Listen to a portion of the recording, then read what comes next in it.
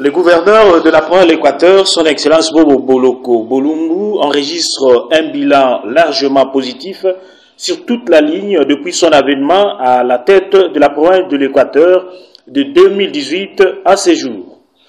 Plusieurs actions de grandes envergures ont été menées et des réalisations placées dans son actif, dans les domaines des infrastructures routières. Aux premières heures après son élection en 2018, le gouverneur Bobo Boloko Bolumbu, après avoir palpé du doigt l'état de délabrement très avancé des ponts de la digue Longoye, village Simba, territoire de Bikoro, a tapé du poing sur la table pour la construction des ponts susmentionnés qui occasionnaient des accidents très mortels en répétition. Les travaux ont été lancés à Wendu-Sekli, une localité située à environ 20 km de la ville de Mbandaka, par le gouverneur Bobo Boloko Bolumbu, en présence de plusieurs autorités de la place.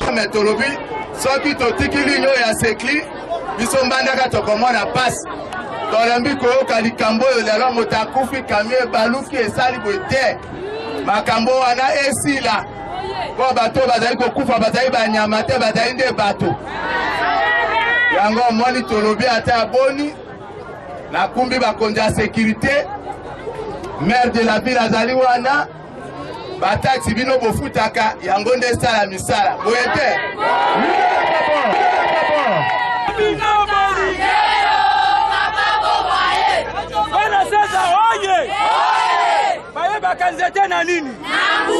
Il faut noter que ces ponts construits sur fonds propres du gouvernement provincial de l'Équateur.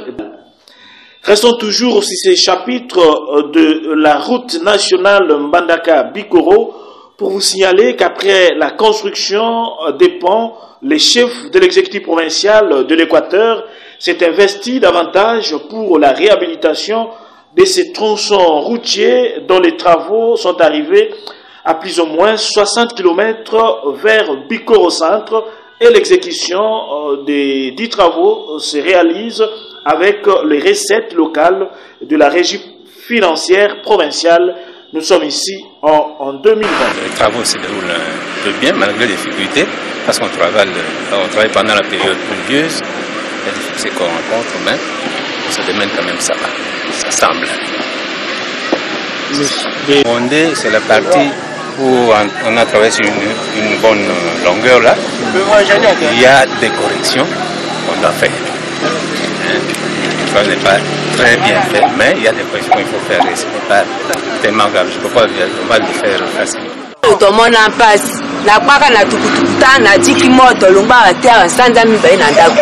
Nakenda sekimba musuna kikobuka na nibokota ndio utamani pasi kasi mokonzo wana akuumela kokoma mpaka lokwa anamona kama mama nangenda papa na ngiba kufu yeba kokoma mpaka me asuki ampemba tambo andipaka kokuva mikolo te akotika na mokonzi seko sediwa moi foto mo mpasi mokonzi na biso bobo to pasi merci na lolenga ye postale la biso ndela oyo mais ba carrière na biso ezali mosika ba misusu ezali ba distance ya ba 5 km mais biso ba mama toi pe na makasi tokomi kokwata na bazamba po na koluka ba carrière oyo na poto fimisa mabanga pondela na biso ebongo tosengi na président na biso apesa mokonzi na biso a soutenir ye po ye asunga biso na nzela oyo biso tozali koleka yango ana topesi mokonzi merci ye pe asunga biso ba mama vraiment tosepeli na ndenge gouverneur baiforo ya sali po nzelo ebongo po mikolo elekaki tozalaki na difficulté po tozwa biloko na biso longba po ekoma kuna na ville Mbandaka. Alors omoni ke a partir ya ye kobongisa awa tomoni ke tosepeli mingi na ndenge nzela ekomi na etawa pe ye moko ndenge akiti na kati ya terrain mona misala vraiment tozosepela makasi. Journaliste na baide ya excellence monsieur le gouverneur de province oyo asungi territoire de Bikoro na pasi oyo eleki tomona ka ba mikolo ebele lelo excellence monsieur le gouverneur na moke oyo yazwaka mwana moyo yazwaka na province yewana ameki kotombola biso muke na nzela mbandaka bikoro mais sikana minute oyo misala eza kosalema ya makasi eza pamba te même ata na mbandaka même ata na Kinshasa même partout bazomona misala oyo excellence aza kosala même engage BCT naza sur place mpe namoni déjà que oui ntombo ya province et puis chef de l'état ameka koede ye mpona soki aide province équateur te toza na nsima tozwi gouverneur oyo ayokaka bato mawa oyo asungaka bato mais tozongi nsima nini aide eza te ameka koede mpona puiske mosala emeka kotomwa na mwa liboso ekozala mpe mike mbala ya nsima ekolongwa na nzela ndenge oyo ekokoma na ndenge mosusu oyo ezali to mpe batya goudron mpo excellence monsieur Bobo gouverneur de province azali na baide ebele mais basunga ye na bafond likolo mpona emeka kosunga province na biso Équateur. Merci. Ebemali papa tokangamaki makasi tomoi baba efunga to na esengo mabulu emona isu tetu isko na esengo makasi pona papa OK pona papa OK pona papa toki sikwa esengo pa komona na suka ti suka tomane bien pona papa OK Papa Bobo vana nayo umela seko na seko. Reconnu comme acteur de développement dans les domaines des infrastructures, les patrons de l'Équateur s'engagent à redorer les blasons ternis de la voirie urbaine de Mbandaka. Il a pour ce faire procédé au lancement officiel de la réhabilitation des grands acteurs de la ville de Mbandaka.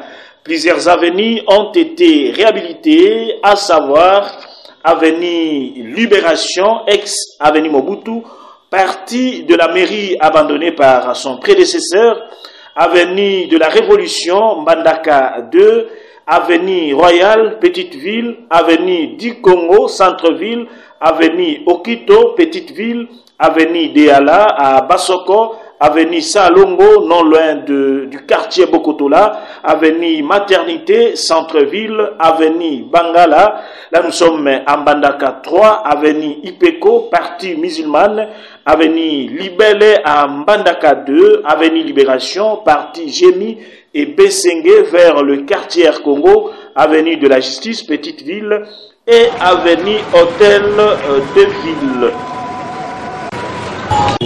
Soki bomoninga likolo ya machine kaka ndenge na lobaka ba travaux tokendaki na Bikoro sikoyo tozongi vers Mbandaka oyo ezali ville elongi ya biso ya province de l'Équateur yango nde nazalaki kosala lancement ya ba travaux na directeur ya voirie po babanda kobongisa babalabala ya ville ya Mbandaka Mbudi Congo nayebi ba acteur ezali ebele tokokota Munji tokokota Révolution Libération donc bisika nyonso oyo mabulu ezali tokokota pe koyebisa pe bandeko ya Mbandaka na ba avenue ezali reculé o bamboni ke bebi makasi bayeba yebisi biso po siko totali nde ville oyo ya biso yo tovandaka pena aju projet ya mboka ya ndimi ko occuper biso bana basoko obongisa biso balabala oyo leka kala balabala ekufaki andimi ko kanisa biso donc aza papa biso pe tokoti kotike te tozabe derrière ye parce que aza derrière chef de l'état biso pe toza derrière makanisi na ye donc à partir de ça que gouvernement central ba meka ko sungaye ba tikete ba tie maboko po na makanisi bitoko oyo azui ko bongisa biso babala na o gouverneur asali nzamba akambula ye na makanisi oyo asali biso po tomope mo ba gouverneur ba lekibele ba kaka kotala bazo sala te ba otala ko bazo sala te mais ngolunde efandi kati na ende ana sengo makasi penza na sepeli na pesi e mapambola umela pena na mokilo oyo aumela po to umeli wana mingi to saba mbula ebele tozo souffrir na tesi nzambe mingi aumela kaka aumela oni ndenge papa Bobo Buluku azo sala eloko moko eza très capital to bandaki ko nyokwa maawa kutu na kwa ya pêcheur na veni de ala soki to kumbi bakila ba reyo te eza ko katana po ese ya ba mabulu te lekaki ebele ba reyo te eza ko katana na tepeli ndenge abongisi na kwa ya basoko na kwa ya veni real ezalaki mabe makasi mabulu na côté avenue de la justice na parquet mais iloko moko esalinga kitoko makasi mingi ndenge papa bobu aza kopalula aza mpe kosupa mabanga na sepeli makasi mingi ndenge ezalaki liboso nande ekomisika différente ezali liboso bato bandasala baaksida kozoka ezalaki penza tete na toremetera nzambe esakela bakontrapidela ntango abongisa biso bato nasepeli abongisa biso nzela ezalaki mabe so matina batoleka bato batati nzela mabe bashoti banini na era mbula nzela mabe moya komata so komi wana okiti preve kaka mwana wa mituka yango wana mabanga yango wana mosala meme lelo dimanche bakosala mosala bato bakotala losambo donc esali mwa embouteillage ya kitoko ke gouverneur bobo andimi kondima bana basoko mpe lokwa na moni nasepeli makasi po lolenge tozalaki na balabala ezali kotungisa biso makasi ezali kotungisa biso makasi mpo mabula elekaki donc a partir ya bokosala ke gouvernement central bameka kosunga ye batike te batie maboko mpo na makanisi kitoko oyo ye azwi tobongisa biso balabala. À Bassankoussou, chef-lieu du territoire qui porte le même nom, le gouverneur Bobo Boloko Bolumbu, lors de sa participation à l'inauguration de la cathédrale, a initié un projet à impact visible concernant l'éclairage public avec l'installation de lampadaires à la grande satisfaction des habitants qui ont salué à juste titre cet acte posé par le chef de l'exécutif provincial, son excellence Bobo Boloko Bolumbu. Tango na lobi bo na iko kenda ba bengi singa na ba monseigneur pour na inauguration ya cathédrale. Abito kosala kuna ndengeni ngai na obi projet impact visible. Bana kuna ba mwindo ya groupe Mindondo. Alobi to ngai ba poto na ye na ba poto 10 wana. La cabine bino moko pour la place à Botia. Bon, les bosses d'Arabongo, arrivé à excellence gouverneur Bobo Boloko, au Komanaye, né à CPC Bissou. Parce que loko depuis le comment la mboko et salamana nouté et salamate mais koya na ye to sepe na makasi parce que atike biso loko ya liboso na mboka ekota esengo makasi pona biso na lingina lo babongo eza première fois tout monde a gouverneur ya ki mboka na ye sawa te amatina mosala na ye ndenga ye kotiela biso bo installation parce que na ba province na ba bato bali arambo ya kande bato oyo bali kolia mingi balingi kokipe mboka te yango wana mboka ekenda toujours liboso. Toujours dans l'installation des lampadaires après territoire de Bassankoussou, vient le tour de la ville de Mbandaka où les lampadaires ont été installés dans les avenues Itela, Yassanyama et dans d'autres points chauds de la ville de Mbandaka. Il s'y est de rappeler que le gouverneur Bobo Boloko Bolumbu est le premier à avoir installé les lampadaires dans la ville de Mbandaka au parc Joseph Kabila Kabange à son temps PDG Bobo. Nasepeli mink pour en absence nangai batie ba mwinda pe bato bazali ko sepela ezali pe suka na itela te ba lampadaire mosusu ezali ko ya na masuwa nde to ko continuer na kotambola na kotala ba place o nyoso to ezali molili o ba mama batekaka na butu. Installation des lampadaires au tirage des grands collecteurs pour répondre aux cris de détresse de sa population victime des inondations pendant des décennies. Le gouverneur Bobo Boloko Bolumbu, pour mettre fin aux inondations, a initié les travaux de tirage des grands collecteurs et de caniveaux dans la ville de Mbandaka, avec les moyens et efforts propres de la province sous le leadership éclairé du patron de l'exécutif provincial. Nous avons dit son excellence Bobo Boloko Bolumbu. Suite aux travaux en question, la ville de Mbandaka a été épargnée par ces inondations. Les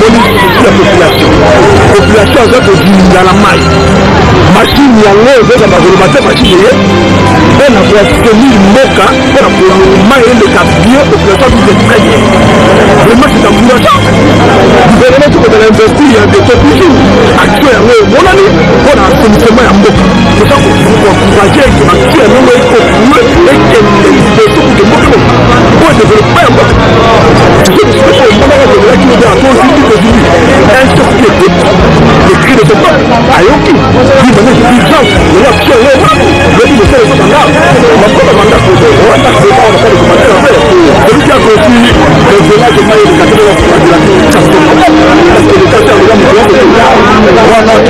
n'a pas de commentaires à faire.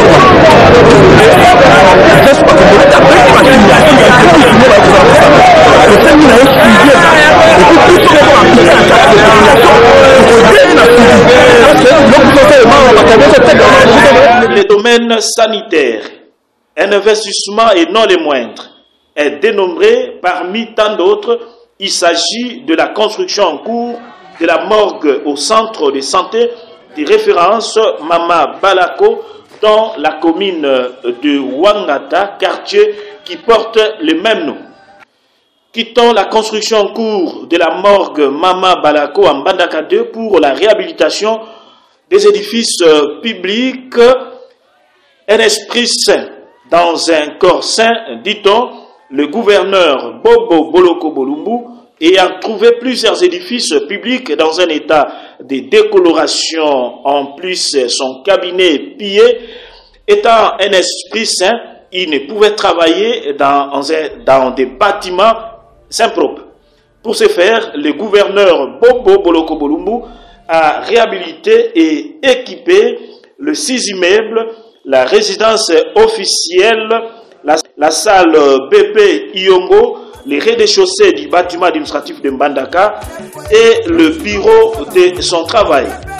Dans le secteur de la communication et médias, pour garantir la liberté de la presse dans la province de l'Équateur, le gouverneur Bobo Boloko Bolumbu a réhabilité la RTNC, station provinciale de Mbandaka, média public, réduit en silence pendant plusieurs décennies, causé par la panne de ces deux émetteurs, radio et télévision.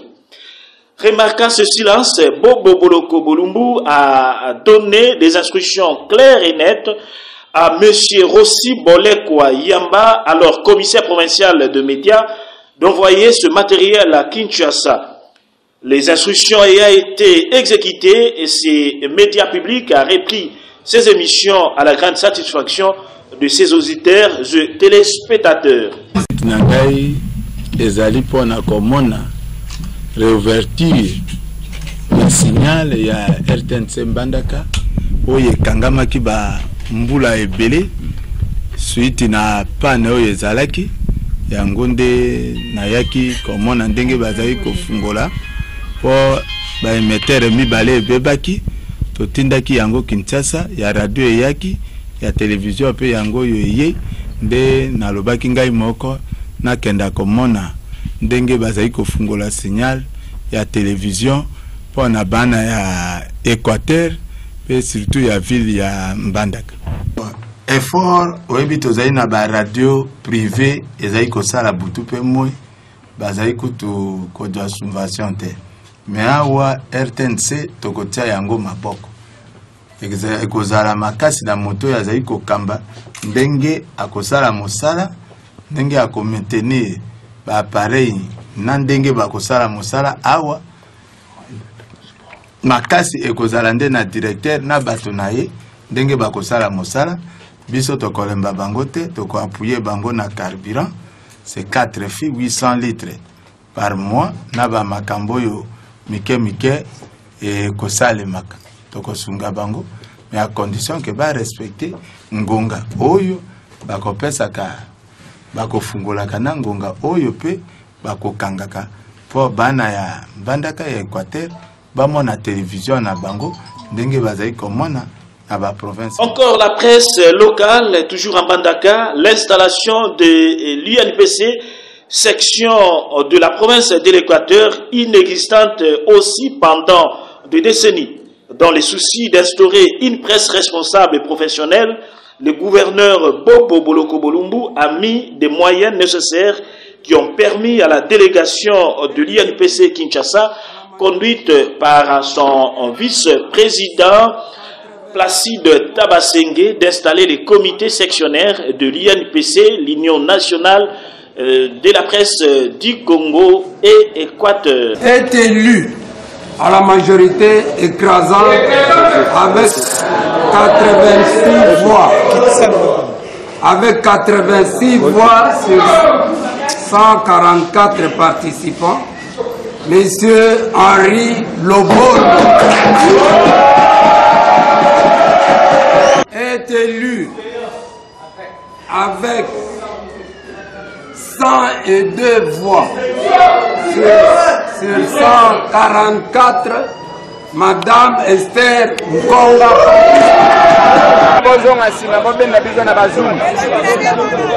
La culture oblige. Le gouverneur Bobo Boloko Bolumbu a immortalisé l'artiste musicien Mabele Lissi. Il a construit pour ce faire un monument de cet artiste musicien ressortissant du Grand Équateur, né à Mbandaka 3, quartier Bakusu, un site touristique en faveur de celui qui a valorisé la culture mongo à travers ce chanson. Dans le cadre de la restauration de l'autorité de l'État dans la province de l'Équateur, le gouverneur Bobo Boloko Bolumbu a procédé à la remise de jeeps à la police nationale congolaise, commandement ville Mbandaka. Jeep devant servir aux patrouilles nocturnes en vue de sécuriser la population et ses biens.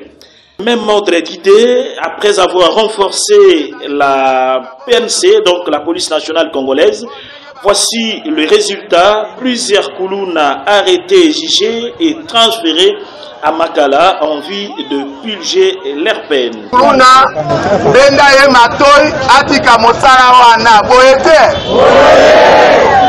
Tolobi bandeko, balingi koyoka te. Lelo bomoni, toluwe avion mobimba. Eko uta Kinshasa, kaka pona koyaka kokamata bango. Nakanisi, oyo ezali mbala ya suka bomona bango. Bon, ndenge bakonzi ya Kisasa badui décision, lokola bakei, biso na bango akuro.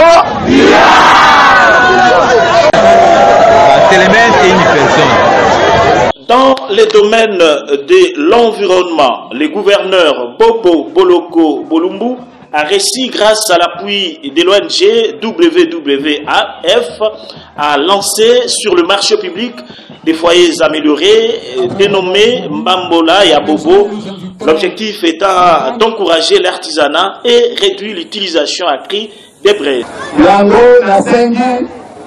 Bandeko ya bakartie mususu Zando ya Mbandaka de ya Makila ya Basoko ya Ikongo wasa bandeko babandaka kuna bakenda pe kopesa sango tokokomi na mbambola ya sika mbambola ya bobo 2018 tozali na ane ya esengo mpona bamama mpona kolamba biloko osomi makala misato okolamba biloko na yo mokolo mobimba esengo to esengo te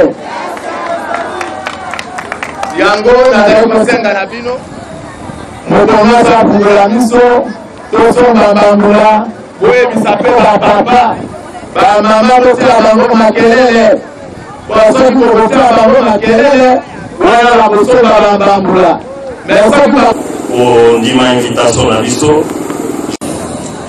Domaine foncier, vilipendé et accusé à tort pour des fins politiques par ses adversaires politiques en mal de positionnement sur la spoliation des espaces relevant du domaine public et privé de l'État, le gouverneur Bobo Boloko Bolumbu n'y est pour rien. Pour ce faire, après les revendications, les recommandations, voulais-je dire, de l'Assemblée provinciale de l'Équateur, voici les résultats, mais stoppés à cause du coronavirus. De la bonne gouvernance, redistribution des engins roulants ayant servi à la riposte contre la maladie à virus Ebola dans la province de l'Équateur, on en parlait toujours. Le gouverneur Bobo Boloko Bolumbu a redistribué d'une façon officielle le véhicule et motos aux zones de santé et aux autres acteurs de riposte lors d'une cérémonie organisée pour cette fin.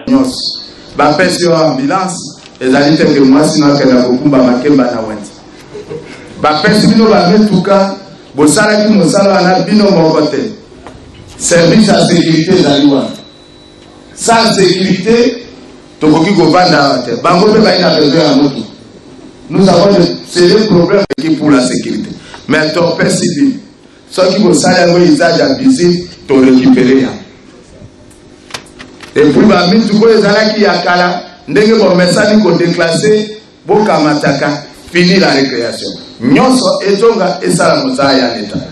Oyo moni yango ke kukumba makemu ezali na ba kaka wana na tindi la police ba botoli yango. Pour service à santé zai ko bomba. Na moni no service mo ke zai na négligence vers ba enchente. Ba groupe na ba hôpitaux, ba moto, ba mituka ko bomba. Fini la récréation. Ba pesio et baby na ba 10 litres to ravir yo yango to zongsia. Merci. Terminons avec la pandémie à coronavirus déclarée officiellement en République démocratique du Congo le 10 mars 2020 par le président de la République, chef de l'État, son Excellence Félix Antoine Tshisekedi Tshilombo. Dans la province de l'Équateur, le gouverneur Bobo Boloko Bolumbu se déploie personnellement en vue de faire respecter les mesures barrières édictées par l'autorité du pays. Nous avons dit le président de la République, chef de l'État, son Excellence Félix Antoine Tshisekedi Tshilombo, en vue de sauver sa province de cette pandémie. Il s'agit de 13e réunion des ripostes contre le Covid-19. Et comme vous le savez, la province de l'Équateur n'a pas encore un cas confirmé. Et nous tenons régulièrement ces réunions chaque mardi et chaque vendredi dans le cadre de préparation à la riposte. Et aujourd'hui, spécialement, la réunion a été présidée par son Excellence, Monsieur le gouverneur de province, qui est venu palper la réalité et comment nous sommes en train de nous préparer pour répondre à la maladie Covid-19 au cas où vous pourrez avoir un cas dans la province de l'Équateur. Ce sont de bonnes décisions prises à l'égard de la population.